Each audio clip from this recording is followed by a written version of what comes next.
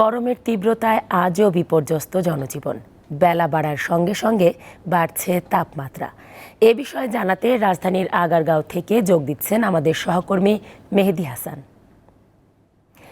মেহেদী, আজ গরমের তীব্রতা কতটা অনুভূত হচ্ছে, পাশাপাশি জানাবেন হাসপাতালগুলোতে যেহেতু তীব্র তাপপ্রবাহ চলছে, রোগীর সংখ্যাও বাড়ছে, এই বিষয়টিও আমাদের জানাবেন।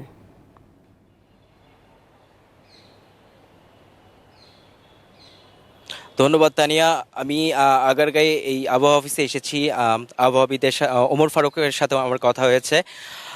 যতটুকু উনি আজকে জানিয়েছেন, এই তাপপ্রবাহ অব্যাহত থাকবে এপ্রিল এবং মে মাস জুড়ে।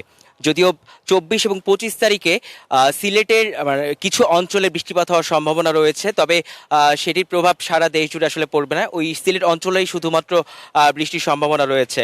এবং 27 এবং 28 তারিখ থেকে এই তাপমাত্রা আরও বাড়বে বলে আবহাওয়া অফিস থেকে আমাদেরকে জানানো হয়েছে। এবং আপনাকে যদি বলি একটু রাতের যে তাপমাত্রা, দিনের তাপমাত্রা এবং রাতের তাপমাত্রার যে পার্থক্যটা থাকছে, রাতের তাপমাত্রা স্বাভাবিক তাপমাত্রার থেকে আরও 4-5 ডিগ্রি বেশি তাপমাত্রা থাকছে। এতে করে দিনে এবং রাতে এই দুই সময়ে কিন্তু সাধারণ মানুষকে একটু ভোগান্তির মধ্যেই পড়তে হচ্ছে। আমি যদি আরেকটু আপনাকে জানাই, বর্তমানে শুধু ঢাকা, রাজশাহী, খুলনা এই তিনটি বিভাগ থেকে হচ্ছে অতি তীব্র তাপমাত্রা তথ্য আমরা পেয়েছি। এবং যদি রংপুরে শুধুমাত্র তাপমাত্রার কিছুটা কম রয়েছে, এবং রংপুরেও আজকে থেকে তাপমাত্রা বাড়ার তথ্য আমাদেরকে আবহাওয়া অফিস থেকে জানানো হয়েছে। এবং তারই আপনি যে বলছিলেন যে এই গরমে আসলে হাসপাতালগুলোতে কি অবস্থা, হাসপাতালগুলোতেও এই গরমে আসলে বয়স্ক এবং শিশু যারা আছে তাদের নানা রকম আসলে রোগবালাই নিয়ে তারা হাসপাতালে যাচ্ছেন এবং চিকিৎসার জন্য সেখানে উপস্থিত হচ্ছেন।